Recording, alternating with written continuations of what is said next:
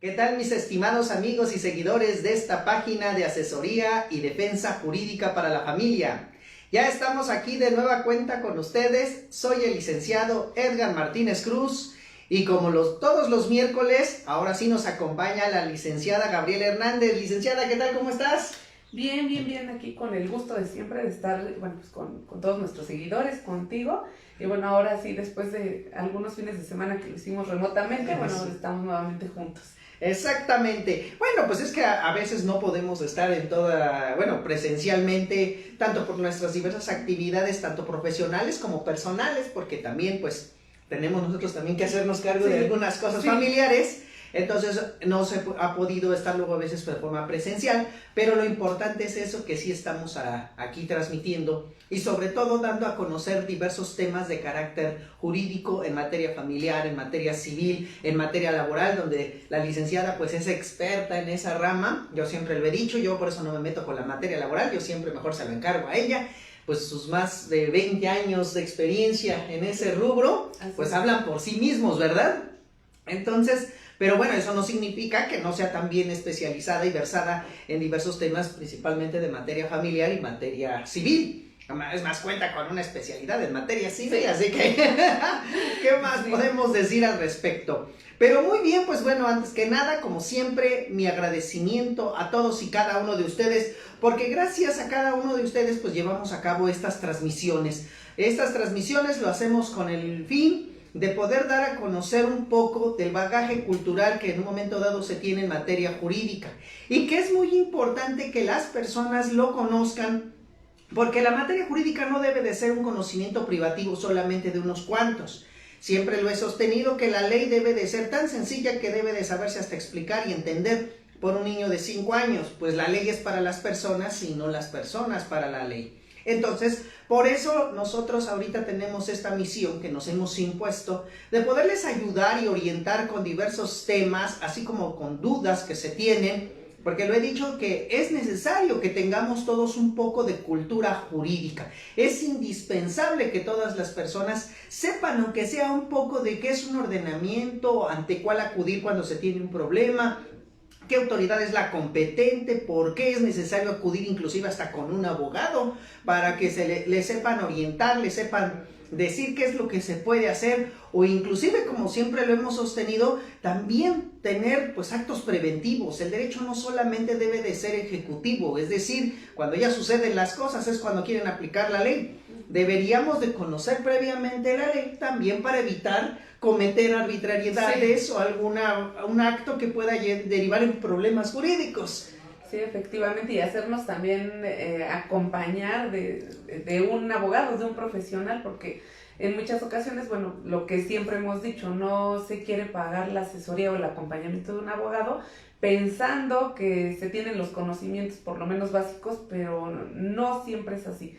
Hay que conocer los recovecos de la ley, especificaciones que no solamente cuando yo tomo un código voy a interpretarlo sin ser abogado, o no solamente porque me voy a meter en una página de internet, también igual me van a dar la solución a mis problemas. Entonces, sí es importante el acompañamiento, por supuesto, de los abogados para pues no caer en varias cuestiones problemáticas, ¿no? Hablando de cuestiones legales. Efectivamente, algo que dijiste y tienes toda la razón, y yo lo vivo, digo que tú también, diariamente con las asesorías que imparten. Es que vi un video, es que vi... Miren, hay mucha información, ese es el detalle ahorita y el problema también, yo así lo veo, que hay mucha información que circula, pero no está clasificada. Y por eso cada persona lo ve como en un momento lo capta. Pero no es así, como hace rato yo también platicaba con unos clientes, es que vi varios videos de que dicen que el albacea tiene responsabilidades. Sí, pero ¿a partir de cuándo tiene responsabilidades ese albacea? Pues hasta que es designado albacea, no antes. Entonces, por eso es muy importante también, pues ahora sí que informar adecuadamente, y sobre todo las personas que estén buscando esa información, no crean que inmediatamente se les va a dar la solución al problema, sino que tienen que en un momento también saberlo clasificar y que alguien les ayude también a digerir esa explicación. Lo que nosotros hacemos en este momento es informarles los derechos que tienen y un poquito orientarlos sobre cómo ejecutarlos, más no que significa que con esto ustedes ya lo van a poder o ya van a ser abogados el día de mañana, ¿verdad? Porque esto se necesita de una preparación, de experiencia, de ejercicio profesional, para que de esa forma pues funcione todo esto. Entonces, esto es muy importante que lo hagamos notar para las personas, porque en efecto se casan con muchas ideas. Y miren, en el mundo del derecho pues hay una diversidad de opiniones, hay una diversidad de criterios. Ni siquiera nosotros tenemos la verdad absoluta, lo único que tratamos de hacer es orientarlos un poco sobre qué es lo que pueden hacer, pero reconocemos que puede haber otras autoridades jurídicas que pueden tener mejores planteamientos, hay juristas que se preparan para ello, especialistas. Lo único que nosotros hacemos es compartir un poco de lo que cotidianamente vivimos, lo que nos ha ayudado también a resolver los conflictos y la forma en que también la ley la interpreta alguien que está en el campo de batalla. Porque eso es lo más importante también, ejecutar las leyes y de verdad ponerlas en práctica para ayudar a la gente a solucionar sus conflictos. Y bueno, después de este preámbulo, pues vamos a dar inicio al tema que nos atañe el día de hoy, un tema muy interesante que tiene que ver con la niñez, pero sobre todo también no solamente con este tipo de situaciones o de sujetos, sino que también con la familia extensa. Por eso le denominamos al tema el derecho de la niñez a convivir con su familia extensa. Y yo creo que antes que nada, pues necesitamos saber qué entendemos por familia extensa, ¿no crees, Gaby? ¿Qué nos puedes tú decir al respecto? Sí, pues bueno, la familia extensa, obviamente, bueno, son los abuelos paternos, abuelos maternos, primos, tíos. Todos estos familiares que están alrededor de nosotros, bueno, constituyen lo que es la familia extensa. Entonces, nos encontramos con muchas problemáticas derivadas de los juicios que, por supuesto, bueno, que llevamos, que son en materia familiar. En muchas ocasiones, parte de la problemática es, bueno, pues, obviamente, ¿quiénes son los más importantes en un núcleo familiar? Papá, mamá y los hijos. Entonces, cuando no hay problemática, pues es muy bonito que los hijos convivan tanto con los tíos, con los abuelos, con los primos. Sin embargo, cuando hay alguna problemática derivada de guardias y custodias, también de pérdidas de la patria potestad, de pensiones alimenticias, generalmente empieza una problemática de, no, pues ahora yo no quiero que mis hijos vean a sus abuelos, ¿no? Porque los mal aconsejan. No quiero que mis hijos vean a sus tíos, porque también igual son mala influencia o simplemente no se me antoja y no quiero que los vean. Entonces hay problemática en torno a esto. ¿Por qué? Porque finalmente, bueno, pues esta familia extensa también tiene derechos respecto de ¿qué? De convivencias con sus nietos o con sus sobrinos o con sus primos. Entonces, ¿cómo puede hacerse valer esta situación? ¿Por qué? Porque, por ejemplo, nosotros a veces llegamos a los juicios, llegamos a las audiencias, si son de divorcio, bueno, pues a la audiencia de conciliación, si son audiencias de controversia del orden familiar, bueno, pues llegamos al desahogo de las audiencias y siempre nos piden que tratemos de llegar a un convenio. Entonces, en las pláticas de convenios siempre sale a relucir. Pero yo sí permito las convivencias, pero única y exclusivamente con el señor, ¿no? Porque vamos a hablar de un ejemplo donde la guardia y custodia la va a querer obtener la mamá o la va a obtener la mamá. Y entonces generalmente sí permito la guardia las visitas y convivencias, pero solo con el papá. No quiero que absolutamente nadie de la familia se acerque a mi hijo, que no vaya y conviva con los abuelos, con los primos, con los tíos. ¿Por qué? Porque no quiero, ¿no? O porque son mala influencia, porque yo he sabido que hablan mal de mí, porque le están diciendo cosas. Entonces, no podemos llegar a un juicio, número uno, no podemos llegar a un juicio a hacer ese tipo de limitaciones. ¿Por qué? Porque lo hemos dicho en este y en muchos otros videos. Los niños tienen derecho por encima de los adultos, por encima de sus propios padres. Entonces, hay un concepto que es, que deriva de la Constitución, que es el interés superior del niño, ¿no? Que es un principio de derecho. Entonces, bajo ese principio de derecho hay que proteger a los niños y dentro de esta protección, bueno, pues obviamente también incluye que ellos puedan desarrollarse libremente, por supuesto, tanto con papá, mamá y con esta familia extensa. Entonces, nosotros no podemos coartar esos derechos. ¿Cómo puede ir a juicio? Porque a lo mejor la mamá dice no y no y no, y no llegó a ningún convenio respecto de este punto. Entonces, pues si no llegamos a ningún convenio, no pasa nada. Esta familia extensa puede hacer valer ese derecho. ¿Cómo lo va a hacer valer? En un juicio por separado.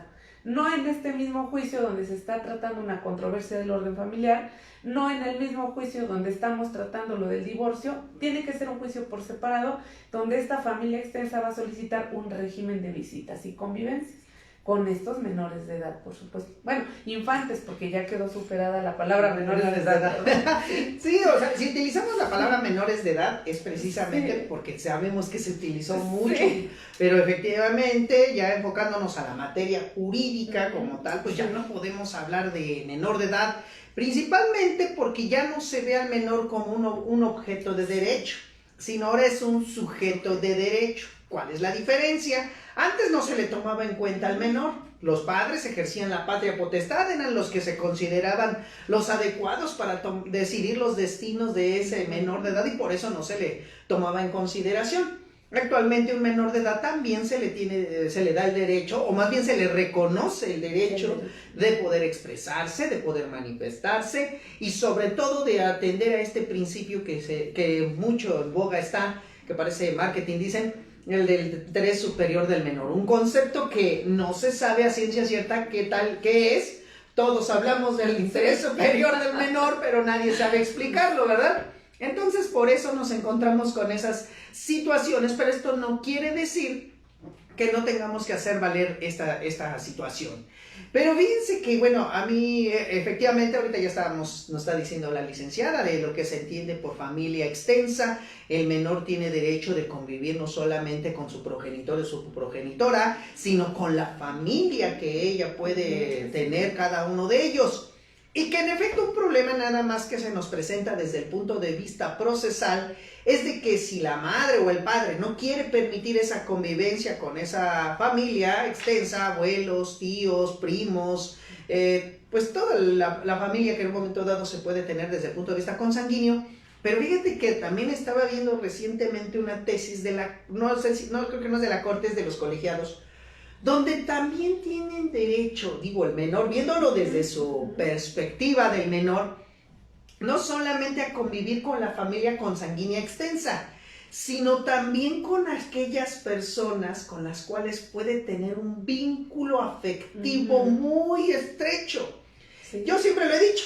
Por ejemplo, los padrinos. Sí, o sea, los padrinos, los clásicos, ¿no? Sí. O sea, es que yo quiero convivir con mi padrino. A veces hasta se llevan mejor con el padrino, la madrina, o X cosa. Ahora digo, pues sí, ya sabemos que no es una relación de parentesco consanguíneo. Bueno, a veces sí se relacionan, ¿no? Pero no siempre. Pero no siempre, pero en efecto se ha visto, ahorita se ha acrecentado desde el punto de vista del menor ese derecho. Porque tú bien lo dijiste una vez que estábamos comentando un asunto de pérdida o de recuperación de patria potestad. Ya no se ve la pérdida o inclusive la limitación de esos derechos de convivencia para el beneficio del menor, sino que desde el menor que tiene derecho de convivir con esas personas, porque es un derecho del menor, ¿no? O sea, sí. Bueno, de la niñez. De la niñez, sí. ¿No? Entonces, en ese aspecto, ¿tú qué nos puedes decir, mi querida Gaby? ¿Tú qué opinas? Sí, pues bueno, lo que comentamos, ¿no? Finalmente sí es importante que estos niños tengan derecho precisamente no nada más a convivir con esta familia extensa, sino también con gente con la que tiene lazos de amistad, lazos de cariño, porque también igual aquí podemos, digo, obviamente es lógico, pero también vamos a hablar de las parejas, de las nuevas parejas, de los padres, ¿no? Porque, por ejemplo, también esa es una limitante cuando tratamos de llegar a acuerdos. También eso es muy importante, cuando tratamos de llegar a acuerdos y ahí está la separación de los padres, y también en algo que se pone siempre muy ruda la situación es cuando se trata de, no, pues es que este señor tiene una nueva pareja y por supuesto que no quiero que con esa mujer conviva para nada, porque no es la... O si no tiene la nueva pareja hijos. O Gaby, si la nueva pareja tiene hijos. No quieren que convivan los no hijos. Quieren que convivan los hijos. Entonces, todo esto es algo complejo, pero que sí tiene forma de darle solución legal, ¿no? Al final de cuentas, hay una forma de darle una solución legalmente, no nada más es, aquí mis chicharrones truenan y yo hago lo que yo quiero, ¿no? Porque la verdad estamos en México y estamos acostumbrados a la viva México, ¿no? pues no se lo presto y háganle como quieran, ¿no? Hay instrumentos que nos permiten limitar esas acciones que van en contra o que están limitando esos derechos de los cuales ahora este niño es sujeto, ¿no? Porque antes, lo que decías, ¿no? Antes no era sujeto de derecho, ahora el niño es sujeto de derechos. Entonces, tenemos instrumentos, ¿qué instrumentos? Bueno, pues tenemos la Constitución, tenemos las convenciones que hablan ahora sobre los derechos de los niños, todos estos instrumentos internacionales, e incluso, bueno, por ejemplo, aquí tenemos el protocolo, ¿no? Para juzgar desde la perspectiva de la niñez. Con la perspectiva de la niñez. Entonces, ese protocolo mucha gente ni sabe que existe. Y es nuevo, y no lo usan, y es nuevo. Sí, porque ese protocolo al principio era juzgamiento que desde la perspectiva del niño y la niña, y los adolescentes. Sí, y ahora evolucionó, y creo que es del año pasado, recientemente, pues ahí lo tenemos por ahí. Sí, lo tenemos. Lo tenemos porque lo consultamos. Sí. Y ese protocolo sí es vinculativo. Sí, claro. O sea, no será una norma jurídica como tal, pero ha sido creado por la Suprema Corte o los ministros de la Suprema Corte de Justicia. Y en efecto, son criterios orientadores, sí, donde nos ayudan a visualizar desde el concepto internacional, desde el concepto nacional, los criterios que han emitido la Suprema Corte de Justicia a lo largo de estos años, porque sabemos que desde el año 2000, desde la 9ª época, pero más la 10ª, fue cuando más se desató tesis de jurisprudencia y jurisprudencia como tal, aunque ahora ya se llaman precedentes. Entonces, pero bueno, se fueron dando sobre estos temas de los derechos del niño, porque efectivamente tú has visto y lo experimentamos, ¿cuántos conflictos no se presentan con respecto de los niños todos los días? Han aumentado gigantescamente. Sí.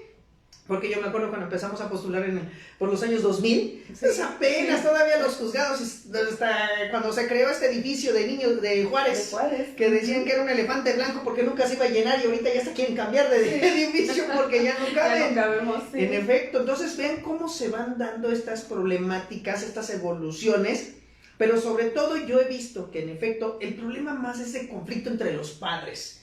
Me ha tocado, me toca mucho a mí también ver adolescentes. Y los adolescentes, o sea, no quieren estar en el pleito. Es más, ellos a veces cuando los van y los mandan llamar para ser escuchados, no quieren ir. Sí. No quieren ir por la misma circunstancia. Me ha tocado ver mucha escucha de menores, bueno, entre comillas vamos a llamarles todavía menores, pero ya son adolescentes porque ahora ya se clasifica de 12 a 17 años, 364 días. Son adolescentes, ¿no? Entonces, pues ellos ya tienen un poco más de discernimiento en las situaciones que se están presentando, tienen un poquito más de madurez que un niño que todavía es manejable. Un adolescente es muy difícil ser manejado. Inclusive me ha tocado que estamos con el juicio de guardia y custodia y adquieren mejor la mayoría de edad y ya se acabó ahí el problema de guardia y custodia y ya nada más se queda con la cuestión de alimentos, ¿no? Sí. Entonces vean cómo a veces ese pleito yo sí lo he visto que es más un choque emocional entre los padres. Y es un duelo de poder, un duelo de poderes, ¿no? Estás tú compitiendo por quién tiene mayor poder y quién puede manejar mejor la situación. Desafortunadamente no se trata de eso, y precisamente en aras de eso es que hay muchos instrumentos que ahora nos permiten utilizarlos en favor y en pro de estos niños, como este protocolo. Digo, para quienes son abogados, bueno, pues utilícenlo, porque bien, como bien lo dice el licenciado Edgar, es vinculante. A nosotros ya nos ha pasado, por ejemplo, aquí en Ciudad de México, que para las sentencias, para los convenios, utilizan ese protocolo y te dan muchos beneficios cuando se trata de menores de edad o si se trata también de discapacitados, ¿no? Porque también aparte de eso, o sea, hay menores de edad que además de ser niños menores de edad, también tienen alguna discapacidad. Entonces este protocolo tiene así como una amplia gama para poder proteger los derechos de los niños en todo aspecto. Hay que saberlo utilizar, pues obviamente para beneficiar a nuestros clientes, ¿no? Y quienes no son abogados, pues bueno, tomen nota y si se atienden con algún otro abogado, oiga, abogado, oí acerca de este protocolo, ¿por qué no lo utilizamos? Exacto. No, y ahorita como les digo, la información está al alcance de la mano, entonces es más, no necesitan comprarlo, pueden ir a la página de internet de la Suprema Corte de Justicia y buscan este protocolo y ahí lo van a encontrar y lo pueden hasta ustedes imprimir. Muchas veces la Suprema Corte ya no vende impresos. los libros, sino que muchas veces ya se venden de manera electrónica. Pues hay que aprovechar la tecnología y este protocolo es muy importante porque, como bien dice la licenciada, ya lo aplicamos. No solamente se trata de ver desde el punto de vista de la niñez, sino también del adolescente, desde el punto de vista de la justicia penal para adolescentes, también las cuestiones de carácter civil, mercantil. Es más, se ha llegado al planteamiento de que ya un menor de edad puede directamente presentar una demanda sin necesidad de que lo represente alguien. Sabemos que antes era, no, pues que venga tu mamá, tu papá o quien ejerza la patria potestad o tutela sobre ti para que presente una demanda. Actualmente, con este tipo de normas que existen, el menor de edad puede ir directamente a los tribunales y ejercitar su acción. Claro, lo sabemos que debe de ir orientado, no va a hacerlo por sí mismo, ¿verdad? Pero me refiero de que ya puede ir por propio derecho, ya no necesita un representante. Pero claro, la autoridad que tiene que hacer, en ese momento asignarle un defensor o una persona que se encargue de ese menor durante ese procedimiento. Digo, tú ya lo viviste con los amparos que has hecho de menores de edad, ¿no? Sí, exactamente. Ahí es donde se puso la primera piedra, digamos, en este tipo de temas. Poniendo piedras en ese camino. Donde ya los menores no solamente pueden hacerlo a través de un representante, sino ya lo tienen también por sí mismos. Entonces esto es muy importante que lo veamos.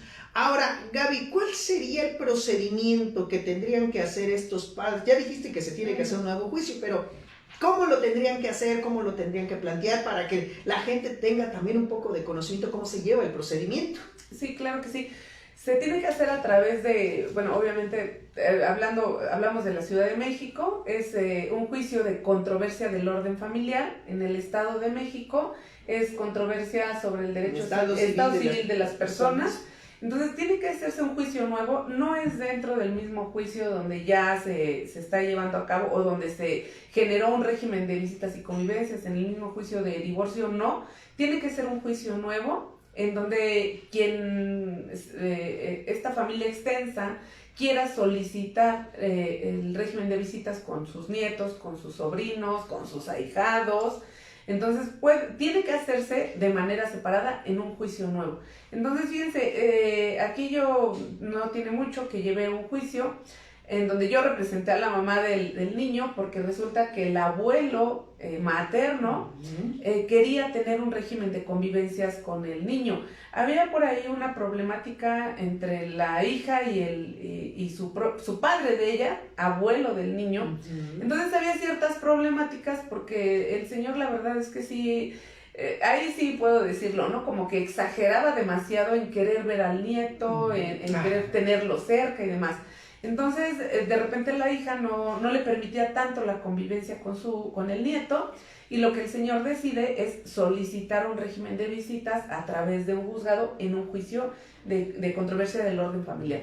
Entonces solicita este juicio, pero fíjense hasta dónde llegó el juzgado, en donde este señor dice, bueno, pues es que a mí me parece que mi nieto no está siendo adecuadamente cuidado, porque resulta que la mamá profesa cierta religión y entonces por su religión tiene muchas limitaciones, y yo siento que mi nieto no se está desarrollando conforme un niño de esa edad debe de desarrollarse, se le están coartando libertades y demás. Entonces el señor dice, e incluso dijo él que en alguna ocasión la mamá del niño, con tal de que no conviviera con él, se fueron a otro estado de la República. Se fueron a un estado de la República a vivir como en una comunidad, y él supo en qué comunidad estaba, y cuando inició el juicio dijo él, es que ella sustrajo a mi nieto con tal de romper esta relación de familiaridad.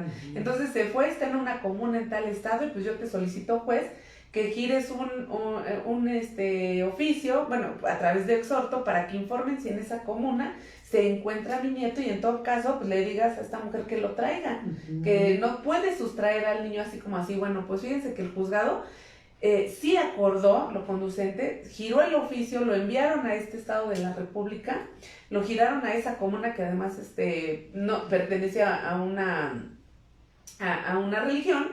Entonces ahí contestan, pues sí se encuentra aquí, ¿no? Entonces le dicen, pues el juez ordena que de inmediato se restituya al niño a la Ciudad de México. pero, y no era el papá, era el abuelo. Entonces el juez ordena la restitución del niño a la Ciudad de México. Entonces lo traen a la Ciudad de México y una vez que está aquí, el abuelo dice, bueno, pues como yo tengo el temor fundado de que así como se lo llevaron al interior de la República, puedan sustraerlo fuera del país para evitar que yo tenga contacto con mi nieto, entonces solicito, juez, que restrinjas la salida de mi nieto al extranjero. Entonces da una restricción para que mi nieto no pueda salir al extranjero y además de eso ordena que se giren oficios a migración para que en migración se inscriba en el libro, porque hay un libro donde puedes inscribir a la gente que no puede salir del país. Entonces que gires oficio a migración para que se inscriba el nombre de mi nieto, para que si quieren sacarlo del país, lo impidan y no permitan esa salida. Bueno, pues el juez con sus facultades tan amplias, imagínense, ordenó, claro, por supuesto que dijo, sí, por supuesto, sí, ya hay un antecedente en donde el niño fue sacado de la Ciudad de México, lo llevaron al estado, entonces sí existe el temor fundado que pueda salir fuera del país, lo sustraigan fuera del país. Entonces el juez dice, sí ordeno que efectivamente no pueda salir del país este niño y además de eso que se inscriba en el libro de migración para que si lo quieren sacar, bueno, por supuesto que se lo impidan.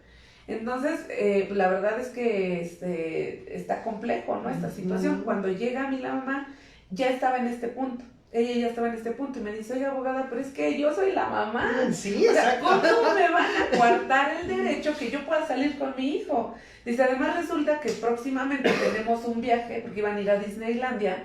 Entonces dice, ¿cómo es posible que yo ya tengo un viaje planeado para Disneylandia y no pueda sacar a mi hijo? Porque resulta que el abuelo viene y dice que no lo puedo sacar del país. ¿Cómo es posible esta situación, no? Si además él es el abuelo, o sea, la señora no puede comprender esa situación. Entonces, finalmente yo llego al juicio, tramitamos, nos tuvimos que ir hasta el amparo. Sí, lo que te iba a decir. Finalmente nos tuvimos que ir hasta el amparo, porque sí, al final del día, o sea, sí la familia extensa tiene derechos, pero también derechos limitados. O sea, un abuelo sí no tiene la facultad o los elementos como para poder hacer ese tipo de peticiones. Sí tiene derecho a la convivencia, pero tampoco puede coartar el derecho del niño a salir al extranjero, por ejemplo, a estudiar o algún algún intercambio escolar o alguna cuestión también igual de juego o de conocer otro país. Entonces tuvimos que llegar hasta el amparo con este asunto y a través del amparo se pudo revocar esa determinación del juez en donde dijo de distrito, dice, bueno, sí, si bien es cierto, él como familia extensa tiene derecho a un régimen de convivencias, también es cierto que no se le puede coartar el derecho de tránsito a este niño ni dentro del país ni fuera del país, porque además de ello no es el padre. Para esta situación tendría que ser el padre el que pudiera hacer ese tipo de cuestiones. Exactamente, es el primero. Es el primero que tendría derecho de hacer esa situación. ¿El abuelo tiene derecho a la convivencia? Por supuesto que sí, pero no tiene derecho a limitar el tránsito de este menor de edad, ¿no? En ese momento. Entonces, sí pudimos coartar ese derecho, pero solamente el derecho de la restricción de tránsito en la República y en el extranjero, pero no así la cuestión de la convivencia. Entonces, pudo tener su régimen de visitas, pero ya no pudo limitar el hecho de que el niño se moviera en el país o que se moviera fuera del país. Fíjate que tocaste un punto muy interesante que me pareció ahorita que lo mencionaste. O sea, ¿cómo se tuvo que ponderar el derecho de tránsito sobre un derecho de convivencia? Y aquí es donde por eso empieza también la lucha o la guerra, que dicen, bueno, ¿cuál es el derecho más importante? ¿El derecho de convivencia o aquí un derecho de tránsito? Y ahí es donde empieza la discusión sobre este tema de los derechos humanos, porque actualmente pues ya no hablamos de garantías individuales, ya hablamos de derechos humanos, de derechos fundamentales, y en efecto es cuando entonces empieza, muchos creen, a darse esa jerarquía de normas o de derechos más bien, no tanto de normas, ¿no? ¿Qué prevalece más, la convivencia o el derecho de tránsito? Y yo creo que aquí es donde en efecto utilizamos mucho esta situación de ver que no estamos hablando de superioridad de derechos o de jerarquía de derechos, sino lo que estamos aquí hablando es de ponderación de derechos. Se tuvo que ponderar el derecho de tránsito por encima del derecho de convivencia.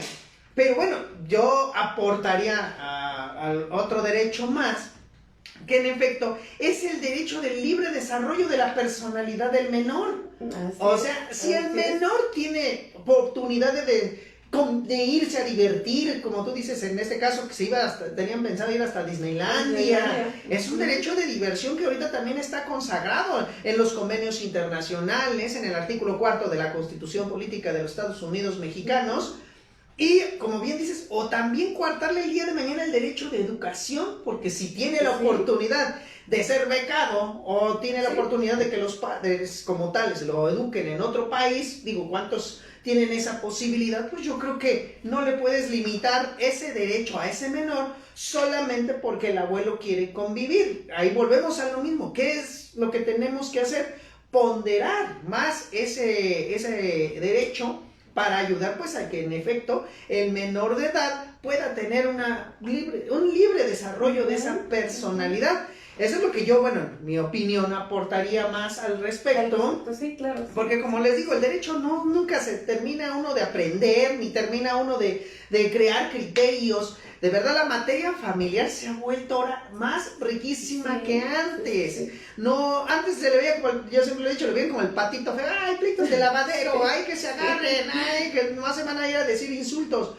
Pero ahora nos estamos dando cuenta que no es así, que también tenemos que ver otros aspectos. Por ejemplo, bueno, yo sé que no tiene que ver con la familia extensa, pero es esa juez que te tocó del asunto, donde hizo que bueno, sentó a la madre que para poder escuchar a la menor, ¿no? Sí. ¿No? Cuéntanos un poquito de ese caso, mi querida amiga. Sí, pues bueno, recientemente, también igual este asunto me llegó ya iniciado, y resulta que, bueno, pues aquí se está peleando un cambio de guarda y custodia, y además de eso, se está peleando un régimen de visitas y convivencias, en todo caso, si no hay el cambio, que se dé el régimen de visitas y convivencias. Bueno, pues resulta que actualmente la mamá tiene la guarda y custodia de la niña, pero la mamá está empecinada, como el señor tiene una nueva pareja, tiene otros hijos, está empecinada que si no puedo hacer vida con ella, pues entonces también se olvide de la hija. Entonces tiene 3 años que no permite que el señor tenga ni llamadas, ni visitas, ni absolutamente nada con la hija. Entonces, bueno, pues en este juicio se solicitó una plática con la niña, entre la niña y la juez, y resulta que, bueno, pues ya había varias audiencias que no se habían podido llevar. ¿Por qué? Porque estaba solicitada la señora y notificada para que se presentara con la niña y la juez pudiera tener esta plática con esta niña. Entonces resulta que esta señora, bueno, pues la verdad es que yo no sé si esté bien asesorada, mal asesorada, o ni siquiera sé si esté asesorada o no, porque estuvo notificada en diversas audiencias y nunca se presentó. Entonces fue acumulando medidas de apremio, multas, todavía no ha llegado al arresto, pero pues yo creo que por ahí le va a llegar. No ha llegado al arresto, entonces ha habido medidas de apremio de multas y resulta que no va, y no va, y no va. Entonces en la última ocasión dijo la juez, bueno, pues esta señora no va a venir, la voy a traer por la fuerza. Entonces dictó como medida de apremio para la siguiente audiencia que se le notifique personalmente. Si no se presenta, entonces se va a girar un oficio para que se presente a la menor a través de la fuerza pública. Entonces, bueno, pues no se presenta la señora, la notificamos personalmente, no se presenta. Entonces la juez dice, bueno, pues no tengo de otra, solicitamos ahí en la audiencia que se le hiciera efectivo el apercibimiento, la medida de apremio, y la juez en ese momento dictó la orden y dijo sí, que se le haga efectiva el medio de apercibimiento, y entonces que se gire el oficio para que la policía, no me acuerdo lo que era la Policía Federal, la Policía de Investigación Federal, traiga a la niña por la fuerza. Entonces gira los oficios, nos los entrega, vamos, los diligenciamos, llevamos los oficios, y entonces en 2-3 días los policías ya habían hecho una investigación ardua y de dónde se encontraba, porque además no sabíamos dónde estaba con la niña. Entonces la Policía de Investigación hizo una investigación muy buena. En 3 días ya tenía localizado el domicilio, ya sabía todo. Entonces a los 3 días fueron y obviamente pues interceptaron a la mamá con la niña. Sí hubo un conato de violencia por parte de la mamá, la nueva pareja de la mamá, y hay constancias de todo, ¿no? Y la niña aterrorizada, bueno, finalmente los policías tomaron a la niña por la fuerza, con la mamá, por supuesto, y presentaron a la niña al juzgado, fuera de horarios del juzgado, porque ¿qué nos avisaron? Como a las 2 de la tarde.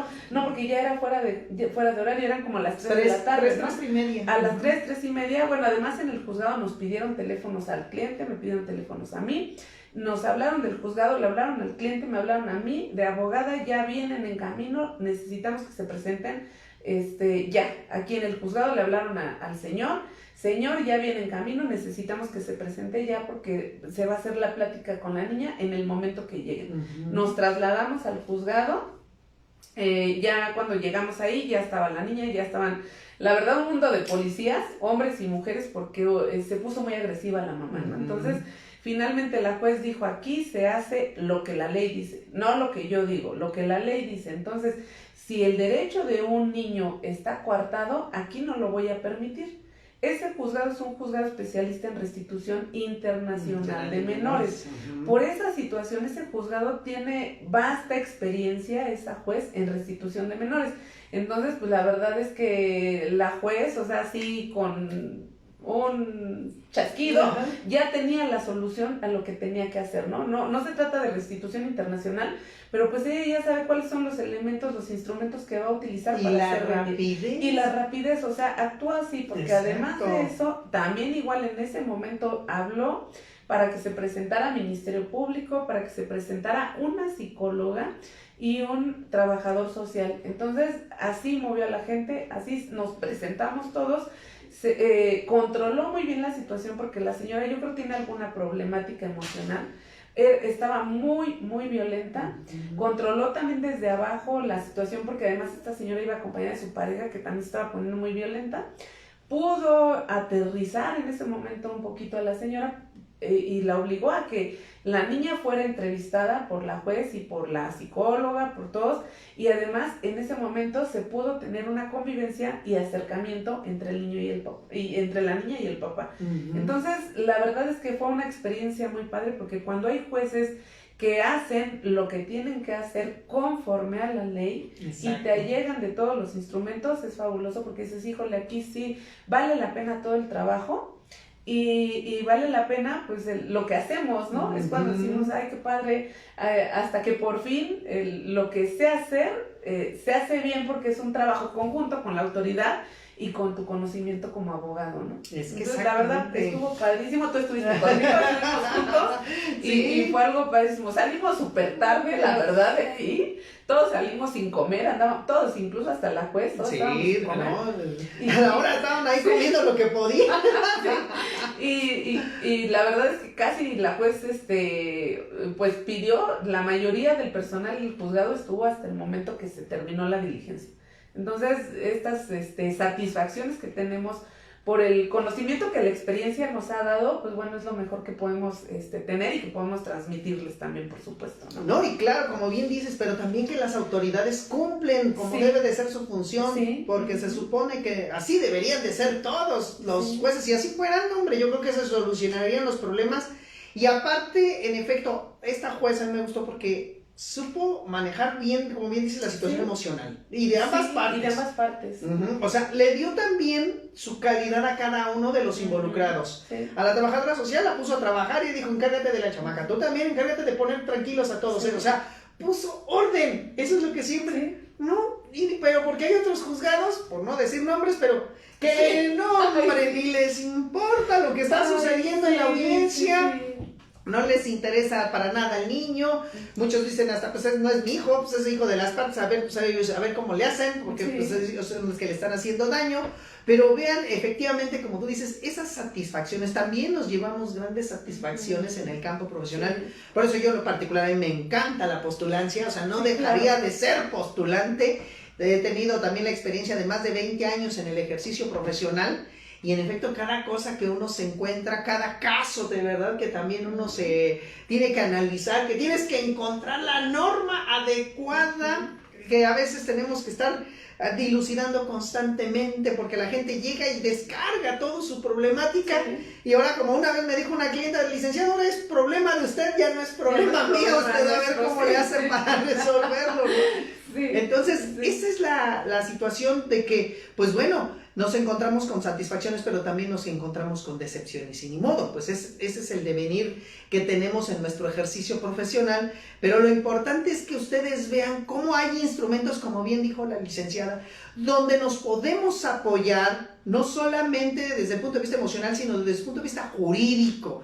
A mí me tocó hablar hace unos días sobre un tema muy interesante que también veo que les he dicho que no hay un cuerpo legal uniforme sobre este tema del famoso bullying, ¿no? Un tema que también es de gran interés para la niñez, sobre todo los adolescentes que lo viven más en épocas como son de primaria y secundaria, que son los lugares donde más se da esto del famoso bullying, porque es cuando pues el adolescente se trata de identificar.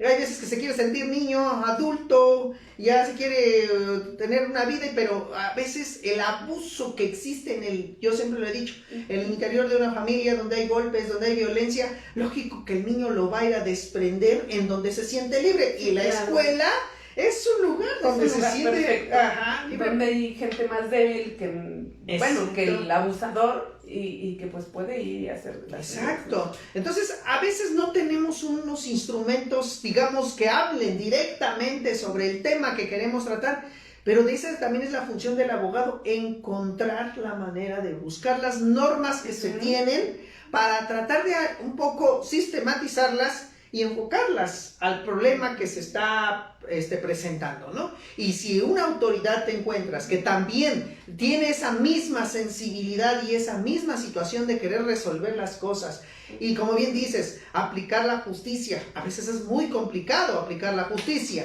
pero lo importante es de que se ponga de manifiesto todas estas situaciones para que las podamos poner en práctica. Y esto amerita efectivamente conocimiento y experiencia. Si no se tienen y no se combinan estas dos cosas, es muy complicado encontrar la solución también, porque hay gente que quiere hacerlo así y no, desafortunadamente, digo, aquí nos encontramos con una juez que le gusta hacer las cosas así, pero nos han tocado muchos otros juzgadores que nos cuesta muchísimo trabajo. Entonces, como abogados, también necesitamos tener la dedicación necesaria de estar ahí, y si no lo resuelvo de una manera, pues tengo esta otra y busco, y si no, invento, ¿no?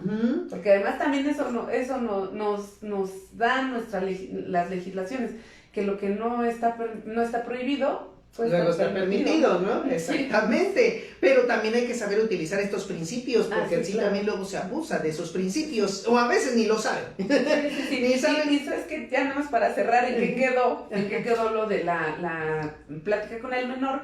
Bueno, pues obviamente la verdad es que, como les comento, la mamá tiene alguna problemática que la hace ser muy agresiva, excesivamente agresiva.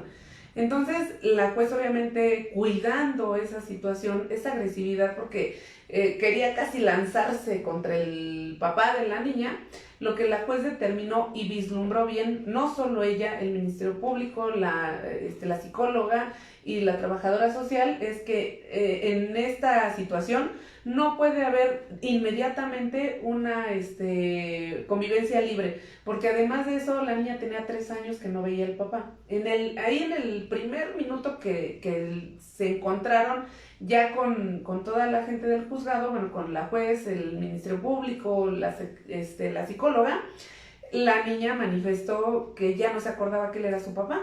Entonces el papá le dice: hija, ¿te acuerdas que yo soy tu papá? Y dice: no me acuerdo. Y ya le dicen: ¿tú lo conoces? Y se le queda viendo así como que sí, no sé.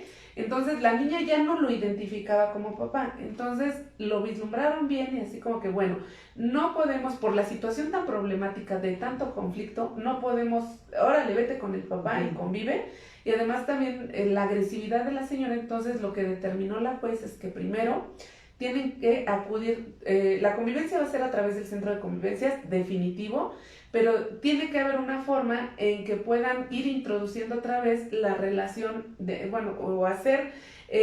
fortalecer la relación padre-hija a través del centro de convivencias. Entonces van a hacer primero un estudio en el centro de convivencias para ver cómo es que van a empezar a interactuar el padre y la hija, y una vez que determinen cómo van a empezar a interactuar como para volver a conocerse, y que la niña no de sopetón le digan, órale, es tu papá y vete con él, primero van a ver cuál es la manera en que vuelvan a conocerse, a reconectarse, primero, así como que una terapia, y una vez que terminen con eso, el mismo centro de convivencias va a determinar qué sugiere, cuánto tiempo es, cuántas horas, cuántos días a la semana tendrán que convivir, pero va a tener que ser a través del centro de convivencias por las circunstancias de violencia que están en el entorno, ¿no? Es que eso es también lo triste de estos procedimientos, como lo dije hace rato, a veces es un conflicto más de padres y un conflicto de poder, a ver quién puede más contra el otro, en vez de estar interesados en ver qué es lo que necesita. Un hijo necesita a su padre y a su madre, y también necesita a la familia extensa, a los abuelos, a los tíos, porque es muy triste ver cómo a veces los niños crecen y no tienen ese vínculo también con la familia extensa, y a veces ni son empáticos también por esa circunstancia. Esto también es una cuestión de madurez de los progenitores, que deben de entender que si ellos no se entendieron, pues es problema de ellos. Claro. Pero al menor o al niño o a la niña no tienes por qué meterle ideas, porque también puede generar lo que se llama la alienación parental.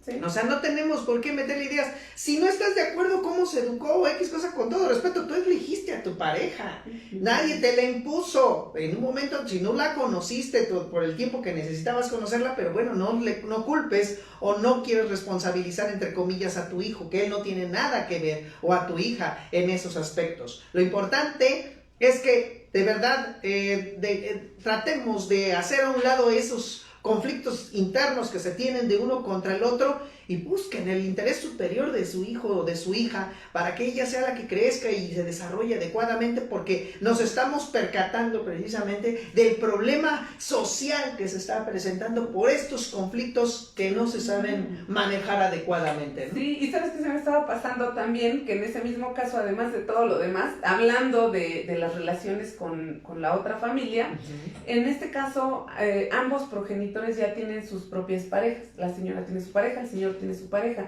Entonces también la juez determinó que todos van a ser sometidos a estudios psicológicos. Exacto. La niña, la mamá con su pareja y el papá con la nueva pareja. Entonces todos van a ser sometidos a estudios psicológicos, también para que se determine si hay generadores de violencia, quiénes son los generadores de violencia, quién es el receptor de la violencia, y de qué manera, pues obviamente se va a encaminar esto para que, bueno, pues se solucionen las cosas, ¿no?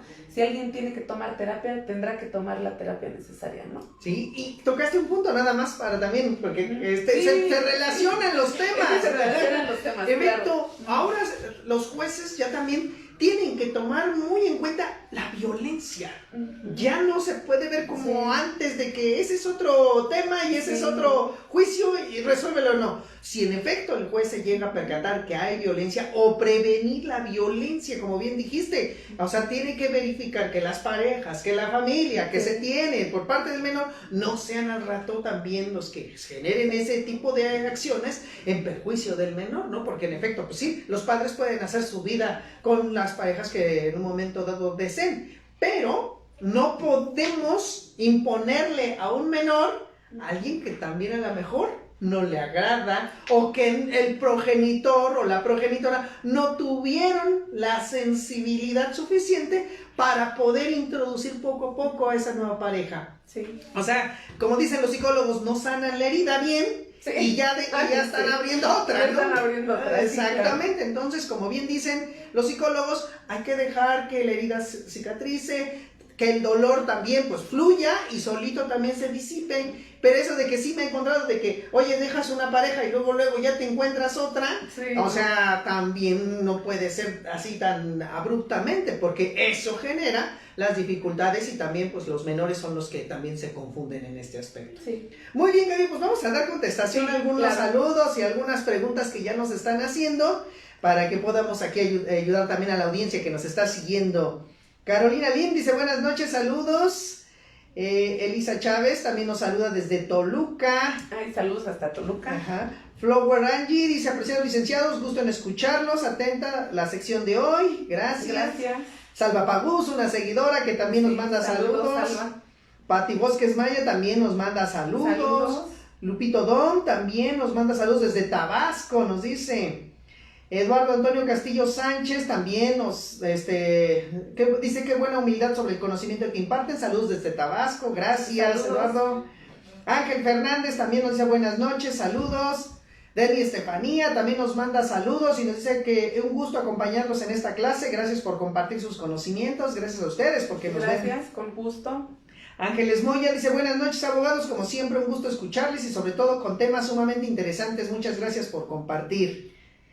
También Juliet Ross nos manda saludos desde Pachuca, Hidalgo. Ay, saludos a Pachuca. Susana Favila nos manda saludos desde Querétaro. Ay, saludos. Diana Hernández también nos manda saludos y bendiciones, gracias. Ay, gracias, es mi prima. Muy bien, saludos. Ana Cecilia Rueda también dice excelente sus videos, muchas gracias. Muchas gracias. ¿Podrán hacer uno sobre demanda de cesación de sociedad conyugal? Por supuesto claro que sí, lo vamos a preparar. Sí, Demi Carmen también nos saluda, nos dice excelente tema y desde Balancán, Tabasco también nos saluda. Saludos a Tabasco. José Luis Sánchez Soto desde San Luis Potosí nos manda saludos. Y aquí tenemos una pregunta. Ajá, Osvaldo Ruiz, buenas noches. Un padre que se coloca en causal para la pérdida de la patria potestad por incumplimiento de obligaciones de asistencia familiar, que además nunca ha convivido con su menor hijo y el menor de 4 años no lo reconoce como papá, ¿se le pueden cancelar las convivencias?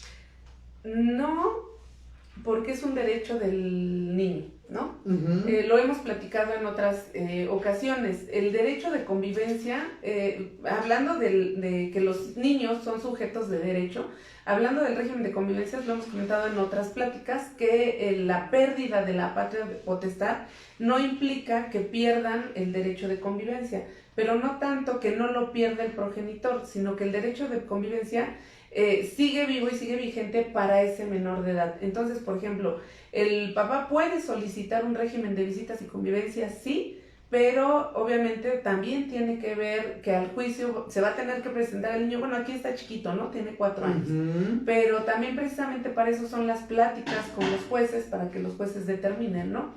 Si es factible que el niño conviva con su padre, porque al final del día es un derecho del menor y sigue siendo el padre, aunque se le restrinja la patria potestad, pero nunca va a dejar de ser el padre. Entonces, no pierde el derecho por completo de convivencias.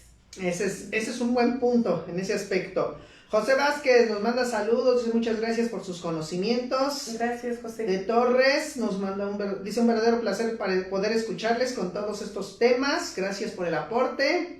Gracias. Sofi Pelcastre también nos manda saludos. Marian Durán dice, Lic, buenas noches. ¿Cuál es el derecho de tránsito? Pues es el derecho de transitar libremente, de ir de un lado hacia otro. Por ejemplo, de poder trasladarme, ¿no? Es un derecho como de traslado, de poder yo trasladarme de un lugar a otro. No me pueden restringir, por ejemplo, bueno, como en el caso de las personas que fueron condenadas a purgar una condena, por ejemplo, con esos, no sé cómo se llaman las cosas que se ponen. Por ejemplo, alguien que tiene coartado este derecho de tránsito es alguien que purga una condena domiciliaria. Uh-huh. Entonces tiene que estar encerrado en la casa porque si sale lo vuelven a meter a la cárcel, ¿no? Entonces el derecho de tránsito es el derecho de poder transitar, de poder trasladarse libremente en la República Mexicana o trasladarse al extranjero. Eso es el derecho de tránsito. Artículo 11 de la Constitución Política de los Estados Unidos Mexicanos. A ver, nos sigue diciendo Osvaldo Ruiz, dice por otro lado, si el padre que pierde el ejercicio de la patria potestad puede limitar el derecho de tránsito de su menor hijo, o sea que el padre custodio no necesite autorización del otro progenitor para tramitar la visa del infante. Ahí sí no, ya el papá que perdió la patria potestad del hijo pierde todos los derechos respecto de él. El único que conserva es el de visitas y convivencias. Ya este padre no puede coartar la libertad de tránsito. Entonces, por ejemplo, si la mamá le quitó la patria potestad al papá, ella solita con esa sentencia puede acudir tanto a la Secretaría de Relaciones Exteriores como a donde para la visa, para el ¿o dónde es? ¿Dónde las dan? Sí, las relaciones exteriores. Para la visa y la visa es en la embajada. La visa en la embajada y el pasaporte, en relaciones exteriores. lo puede hacer sola la madre. Para eso ya no necesita la autorización del padre y ahí sí él no puede coartar esa libertad de tránsito. Muy bien, perfecto. Bueno, aquí Michael Cortés nos preguntaba sobre cuál fue el resultado de la escucha en el menor. Ya quedamos. Sofía Ramírez también nos dice, me gusta mucho escucharlos. Saludos desde Puebla. Jazmín Rivera, te sorprende por lo que estamos exponiendo. Sí. Airam Lamar dice, saludos, me encanta su transmisión, bendiciones. Gracias. De Torres nos dice, qué acertada el juez al determinar la situación de esa manera. Eso es lo que realmente se necesita para que se haga el cambio en nuestra sociedad. Así es. ¿No? Aquí Alberto Alducín nos dice, buenas noches, licenciados, respecto al caso, cuando uno de los padres del infante decide tener una nueva pareja, ¿qué tan conveniente es llevar a los infantes con aquella? Ya que emocionalmente dicho infante obviamente no está en condiciones psicológicas, anímicas, etcétera, y someterlo a algo que él no desea, siendo que nunca se le pregunta qué sucede si el menor no lo desea. Recordemos que la lógica del mexicano es un clavo saca otro clavo. Bueno, es que vamos dependiendo de en qué situación estamos hablando, porque por ejemplo, a lo mejor voy a poner el ejemplo de un señor que ya no está con la esposa o la mamá del hijo. Y por ejemplo, si tiene una novia tras otra, pues obviamente no es conveniente llevar al hijo con todas las novias.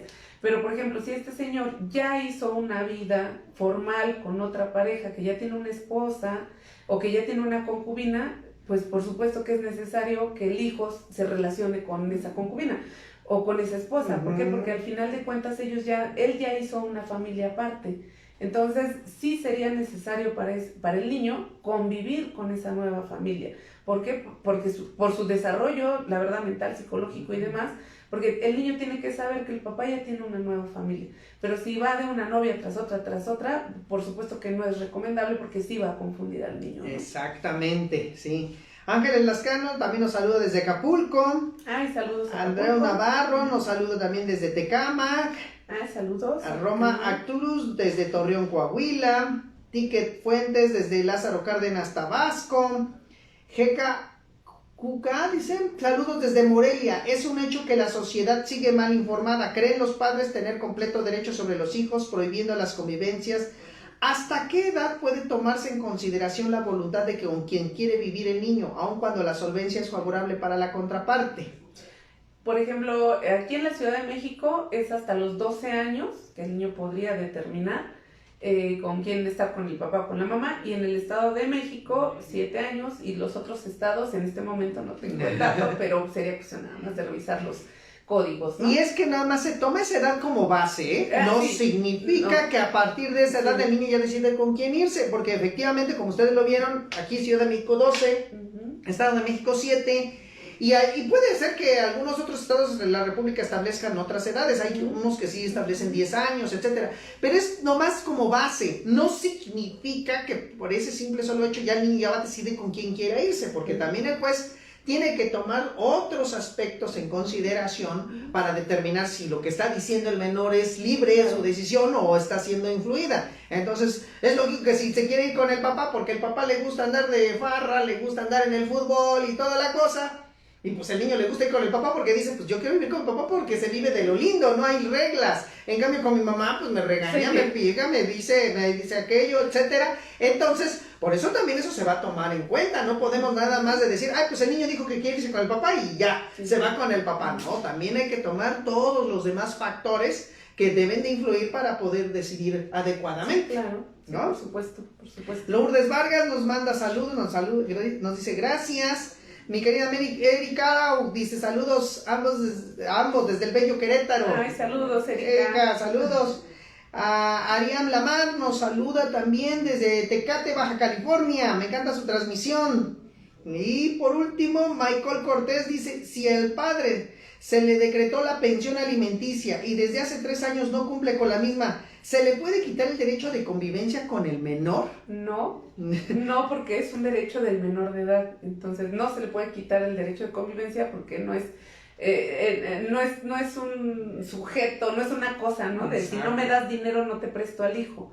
No se trata de eso. Entonces, aun cuando no dé pensión alimenticia, no se le puede coartar el derecho de las visitas y convivencias. Es que son dos derechos totalmente diferentes. El uno es asistencial, el derecho de alimentos es asistencial para que en un momento dado el menor pueda crecer. Pero el otro es es cuestión afectiva, o sea, la relación que debe de haber entre padre e hijo. ¿Se imaginan cómo un padre no pudiera dar una manutención porque tuvieran una vida paupérrima, la verdad?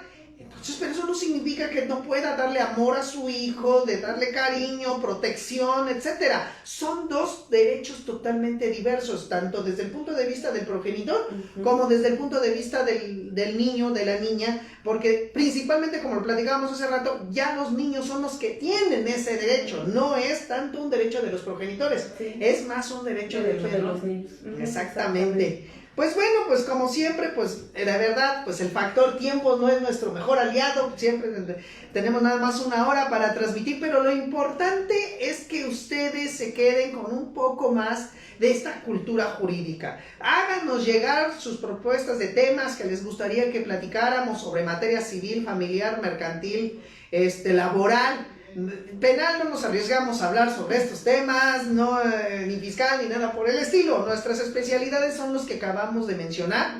Entonces, pueden hacernos llegar sus propuestas de temas y con gusto los analizaremos y prepararemos la transmisión correspondiente para poderles hacer llegar un poco más de este conocimiento. Pues licenciada, ¿nos puedes proporcionar tus números claro para que te contacten? Adelante para que... Claro que sí, bueno, pues primeramente agradecemos que se tomen el tiempo para estar con nosotros en las transmisiones. Los invitamos para que sigan nuestras transmisiones, que estamos todos los lunes. Está el licenciado Edgar de 8 a 9 de la noche, su servidora en conjunto con el licenciado Edgar. Estoy los días miércoles de 8 a 9 de la noche y bueno, los invito también a que sigan mis redes sociales.